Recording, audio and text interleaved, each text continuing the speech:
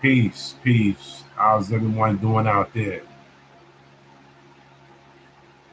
This is your brother Big Hawk, aka that Yonkers native.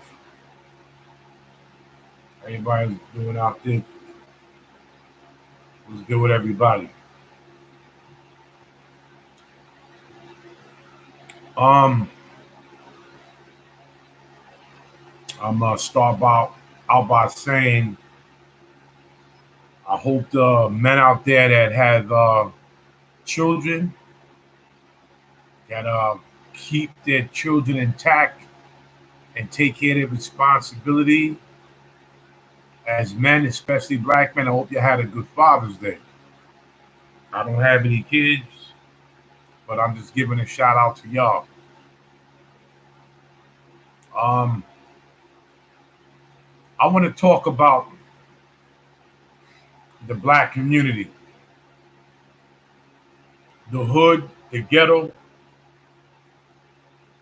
anything else you want to call it.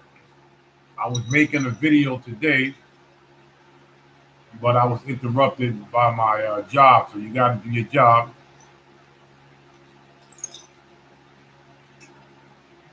Um, First and foremost, I was born in the Bronx, New York, the South Side, 181st Street and Walton Avenue. I was raised in Yonkers, the home of the Warlocks, which is the Locks, DMX, Mary J. Blige, the Sporty Thieves, the brother Dushawn from the picture, the A-list picture, but to me it was a good picture, Zebrahead. And I came from the hood, so I seen a lot of stuff go down in the hood, drugs, gangs, and people being taken out of here, people dying, being killed. Um, we all know that we all grew up around a lot of activists. You had the Martin Luther Kings, you had the Malcolm X, Marcus Garvey, the Black Panther Huey P. Newton, Rosa Parks, Harriet Tubman. You had a whole list of black folks that tried to stand up for black people and tried to save the hood. In that mission that they tried to save the hood, you had a lot of them that was set up, and you had a lot of them that was killed, put in jail, and was framed. This notion on black people saving the hood, it's over. You can't do it.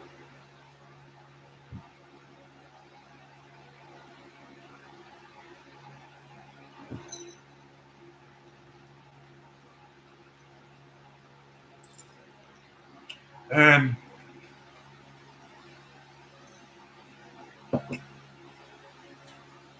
this saving the hood is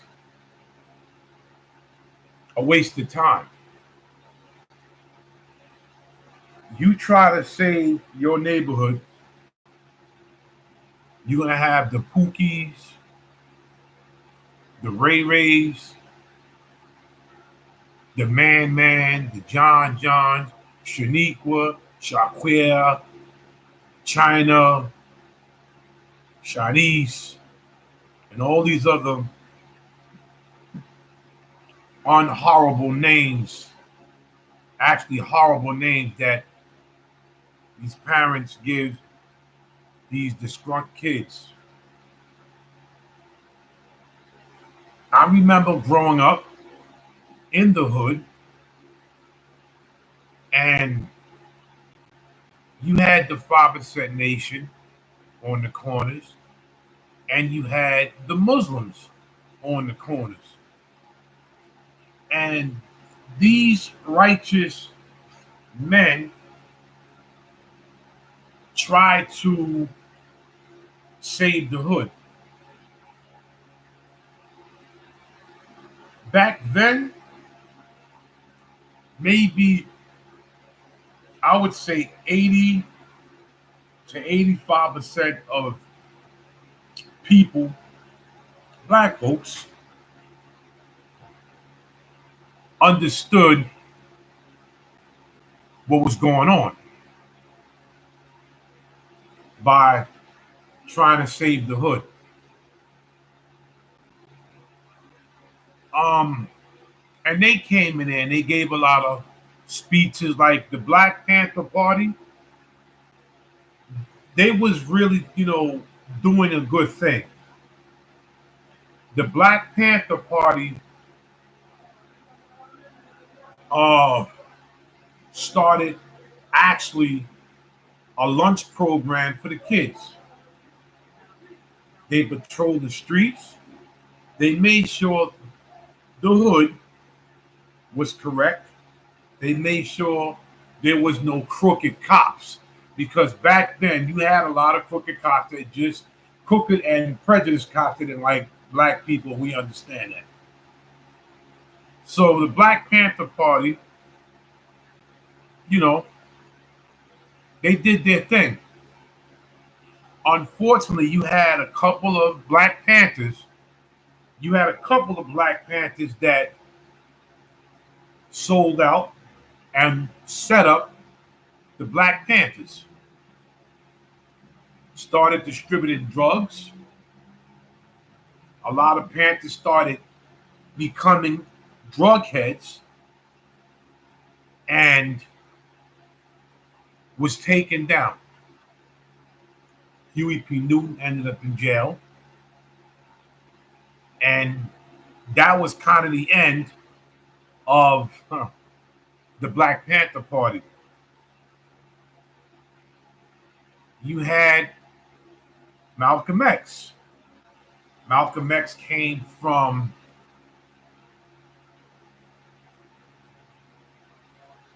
an era where it was very racist. His father had to take on racism all the time. All the time. Harassed, crosses being burnt in front of Malcolm X's house.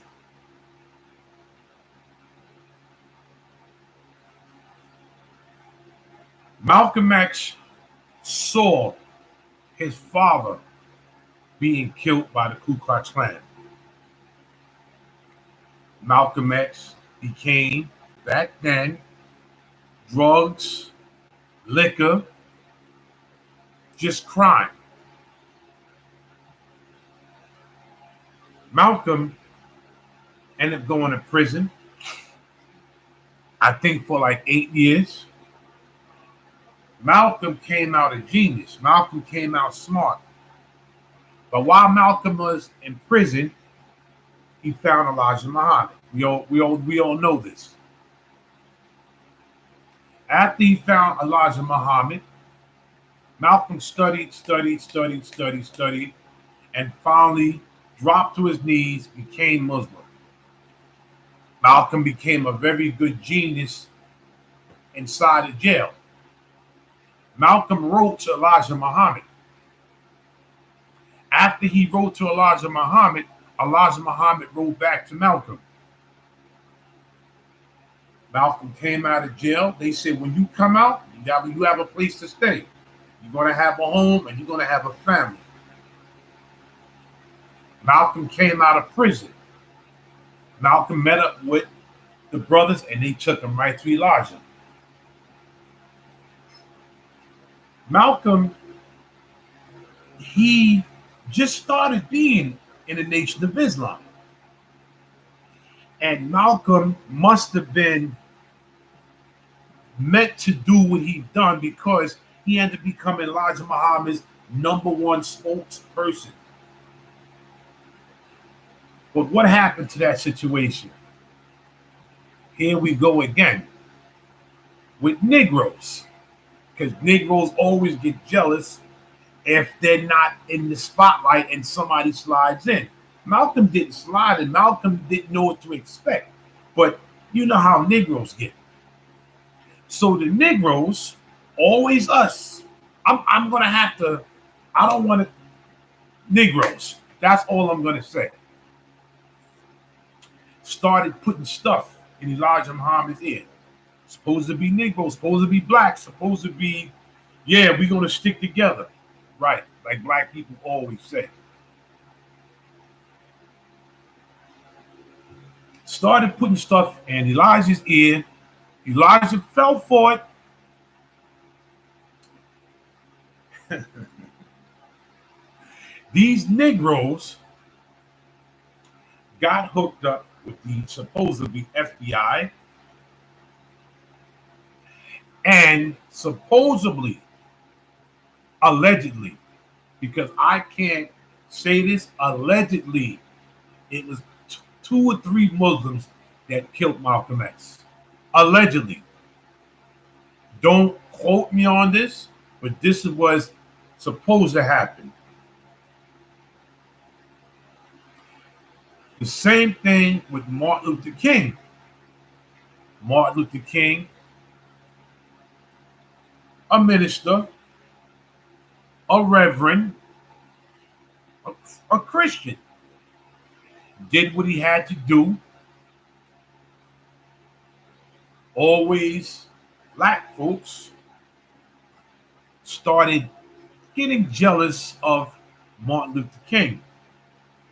Now, I don't know the whole story because I'm going to still be doing my research, but I'm hearing that allegedly, allegedly, I can't say if it's true or not, allegedly set up Martin Luther King with a hooker. Allegedly. Don't quote me on this one. What I'm saying is, everybody that tried to save the hood was set up by Negroes. And that's the damn problem. That's why you cannot save the hood. You can't. Every time, as a black person, that you sit up and try to save the hood, like we always want to do, it's always our own kind that will take a knife and stick it all in our spine. All in our spine. Every time, allegedly, we try to save the hood. This is why you can't do it. You can't save the hood. It's over. It's finished. I suggest everybody to do like I'm doing, and like I know some of my friends are doing. Get your passport and get the hell out of the hood. Get the hell out of here ASAP. Run as fast as you can. Like the picture. Run, Forrest, run. Run, Negro, run. Because you can't do it. It's always us selling drugs to each other. It's always us killing each other, disrespecting each other. Every other race helps each other out except black folks. And the little small circle that does help each other out are being shunned. We call sellouts. We call token Negroes. We call, what else they call us? They give us every name in the book because we try to get out of the hood. We don't want them to do with the hood. And that's the safest thing to do. Stay away from the hood. Don't go near it. I was from the Bronx, the South Bronx, so I saw how bad it was. I saw the back in the 70s, the 80s, the drugs, the abandoned buildings, buildings being on fire, the people getting thrown in train tracks like they're doing right now. You had a lot of the people that was young, 15, 16 years old, in our neighborhood, being pulled out of class to go to Vietnam. And then when they came back to the hood, they was bonkers themselves, joined gangs, and the rest is history from there. So you can't save the hood. The hood is finished. If I was you, I wouldn't even think about the hood. The ghetto is done. The ghetto will mentally mess you up and physically mess you up, or even dead. I'm from the hood. I know. I didn't get a lot of women because I was considered nerdy because I was into martial arts and I looked at cartoons. I wasn't walking around sagging my pants. I wasn't walking around selling drugs. I wasn't walking around with colors on my head calling myself a gangster. I wasn't like that. That wasn't me. I was what you call the black sheep of my family, but I was kind of like a mama's boy. I knew how to fight because my father was a black belt, my uncle was a black belt, so they knew they had to do something like, okay, this guy right here, So my father taught me how to fight, but I was kind of a nerd, so I wasn't into that. I was around the hood, I seen what happened, but I wasn't. That's not me, and that's never gonna be me. Okay, and the women didn't like me. The women didn't like me. My first girlfriend was Caucasian. When I was 14 years old, I always been attracted to Mexican women. That's just me, and that's my plan to go to Mexico. God willing, in a couple of months. That was my plan. That's my plan right now, man. But I never had sisters that like black women. Never. Anytime a black woman went out with me, because I paid, they only used me. They used me for what they got. Black women talked about me like I was a dog. And then when I talk about how I like white women. I say I like Spanish women. I like women from overseas. Oh, I'm a sellout. I'm a token nigga. You know how they always call us. We'll never escape that, man. We will never escape that.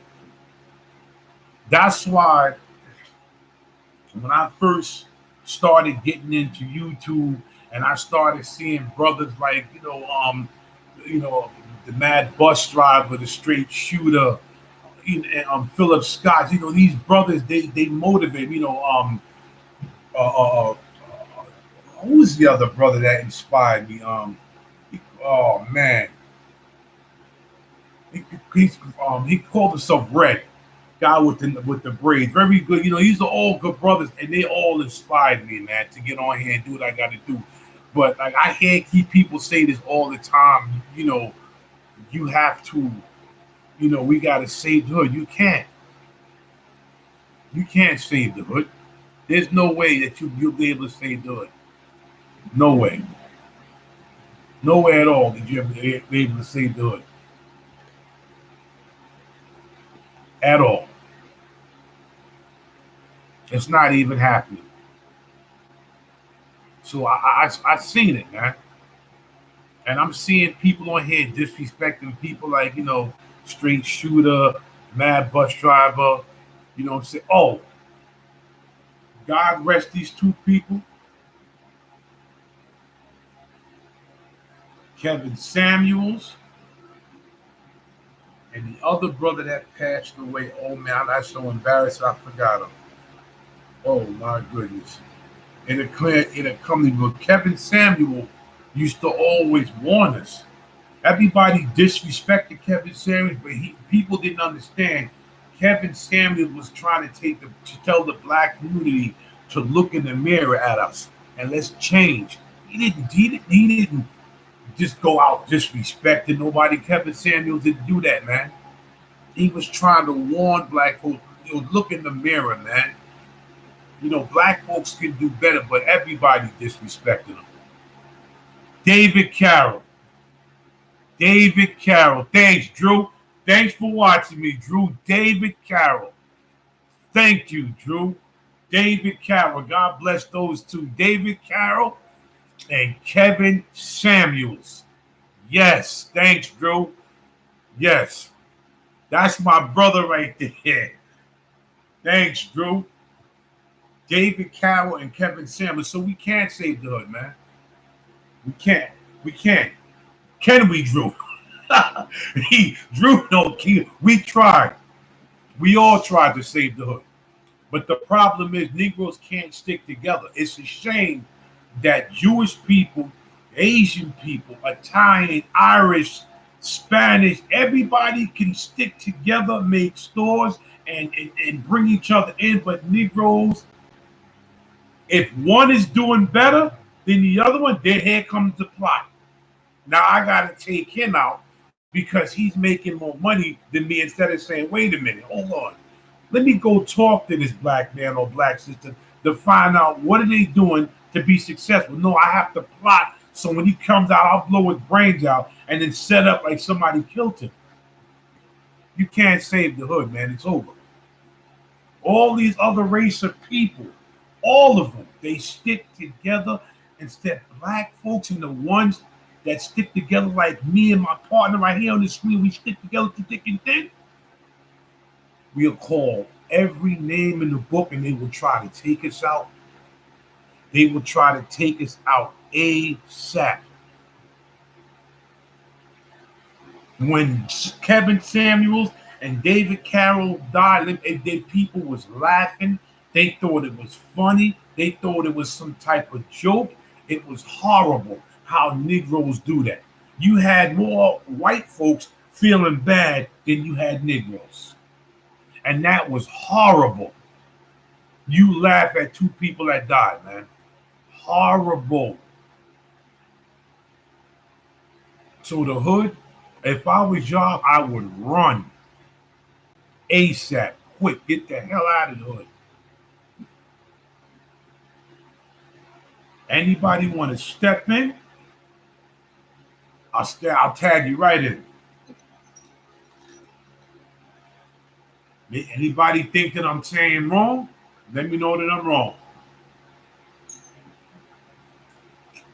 I remember about 9 years ago, I work in Manhattan. 9 years ago on 31st Street and 8th Avenue, it was a Jewish brother in the street begging for food. And I was on duty and my partner was on duty. I was working up the street, but my partner was there to witness it. And he told me this. He told me this. A Jewish brother was begging for food. Jewish people, I don't know where did they come from. He said they came out of the van, started speaking to him. You're embarrassing us. We're going to take you and get you clean. You'll never be in the street again. But I've seen black folks begging for money and black, oh, you effing bum, get out of here, you effing bum. But Jewish people can go and take this Jewish man. They don't even know. Put him in the van and take him and get him cleaned up. But we always have to disrespect each other. Black folks lost respect for each other years ago. Straight up. Black folks lost respect for each other years ago. We have no respect for each other. We have no respect for our ancestors. We have no respect for our parents. That's just the way it is. And it'll never change with Negroes. It will never change with us. Let me tell you something. They got a church on every corner in the hood, but not just churches. It's so ironic. If there's a church on one side of the street, there's a liquor store and a Chinese store on the other side of the street. So you get out of church praising God like I said, right? You get out of the church and go right to the liquor store to go get some chicken wings and French fries from the Chinese people.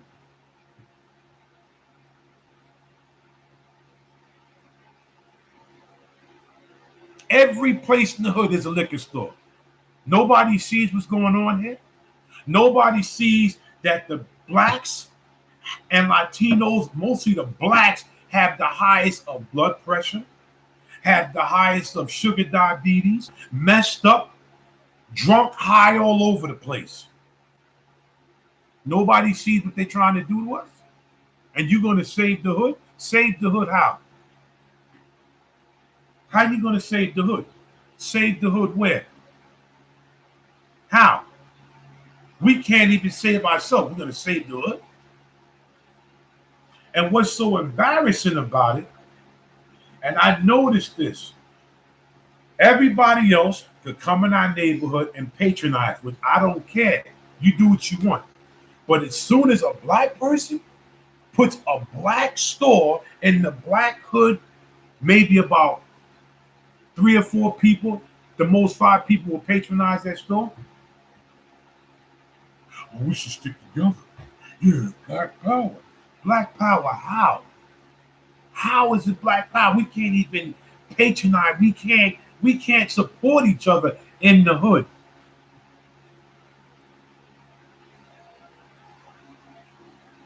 Years ago, when all these Korean stores was beating the hell out of these sisters, the sisters went right back to the same place they got the hell beat out of. In the hood. Really great. The sister that got punched in the mouth by the Korean dude, you had 2 black brothers. They said black men don't protect them. Well, these 2 black men got up and sat there and tried to protect his sister, tried to boycott the store. You know what happens? A line full of sisters comes out to go because they put 50% discount. Instead of saying, brother, think what you're doing, we're not going to shop there. But what do black folks do? What do Negroes do? Get on the line. The same place that the Korean guy punched the hell out of that sister, the same place they get online. Right online. The same place. But we're going to save the hood. I wonder how we're going to save the hood. I need somebody give me a suggestion. The good blacks and the good brothers that try to stand up was always rejected from the hood and rejected from black women. So brothers like me and his brother on the screen, my man Drew, we started dating. Otherwise, we said screw this and started dating out. I haven't been with a black American sister in 9 years, and I ain't planning to go. I lost my passport. I just getting it back. It'll be here in 2 weeks, and I'll be going otherwise, and other places to go find somebody. Black women never liked me. They never liked me. I wasn't cute enough. I wasn't gangster enough, and I was always nerdy because I was into the martial arts. You know who gave me a lot of love? Okay. Caucasian women, Asian women, Spanish women, even Indian women. Sisters never gave me no type of love. And I'm going to save the hood. I'm going to save the hood when I used to live in the hood. I'm going to save the hood where you have to go to work and try to go to school or try to get some type of trade to come home to have people in front of your place of residence sitting there smoking and drinking, and you have to constantly ask them to move out of the way, but I'm going to save the hood. That's a joke. So when I go around saying, oh, I love white women, I like Asian women, I love Spanish women. I love African women. I love Afros, Latinos.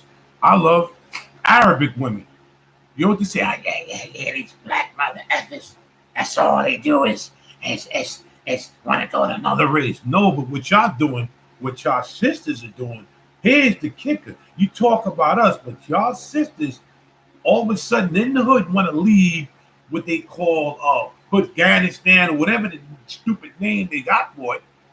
You want to go and advocate on killing black men and having women that's about to have a baby, and when they find out it's a black boy, to kill him. And I'm going to save the hood. You got to be nuts. You got to be out of your mind. You think I'm going to save the hood. The hood can blow up is all I care. I don't care. No. Saving the hood is not happening, man. It's not happening. The last of the Mohegans of black women, and everybody get mad, was my mother, strongest, my sisters, and my aunts. That was back in the 70s, 60s, and 80s, and maybe early 90s. But now it's a joke. But we're going to save the hood. We're going to save the hood from people gangbanging, from people killing each other over colors. Who does that? Like, how? I mean, the Black Panther Party was the ones that started, I guess, the Bloods and Crips. I have to do more research, but that's where that came from. But see, in California, it's different. We're mimicking it here, but that's a California thing. When I grew up in the South Bronx. The Savage Nomads, the Savage Skulls, the Brooklyn Ball Busters, the Black Spades, the Universal Zulu Nation, the Decepticons. That's what I grew up on. To me, it's a disrespect to LA of bringing that stuff here. They know about it. This is theirs. They know the history. People from here, especially New York City and other places, we don't know the history of that. We don't know the history of that. We don't know. I respect them because that's what they do. But raised here was different for me. The biggest gang from 1985 to 1992, the 1994, the last of it was the Decepticons from Brooklyn, New York City. Those were the last ones. Other than that, I don't do that. I know I've met real gang members from LA. I've met them. Okay, I've been a New York City guardian angel from 1986 to right now. So I've met the real gangsters. And right now, the real gangsters are trying to take the hood and make it safe in LA right now. But it's going crazy because of the thing that's going on, the sickness, and that's why everybody's going crazy and robbing and stealing. But I've met real gangsters, man, and no, I respect them. But here, I don't understand what y'all doing. I'm not gonna take nobody's style. I'm not gonna do that. It's not happening. I'm not gonna take nobody's style. I'm not doing that. Like I said, I grew up in the Bronx, so I knew about the gangs here. The Skulls, the Ball Busters, the ghetto brothers, the Chinglings, the Savage Nomads, the Black Spades, the Decepticons. Those are the ones I remember. But this saving the hood stuff, we gotta save the hood. We gotta save the hood. How? If I was young, I would run from the hood. I'm about to end this. But if I was young, I'd run from the hood. You can leave a comment. It don't cost some money to do that. You can like, you can share this video, and you can subscribe. I'm just starting out. You can subscribe. It don't cost no money to help a black man out. Everybody wants to save the hood and help black people out. So help me out. Subscribe to my channel. Peace. You have a good one.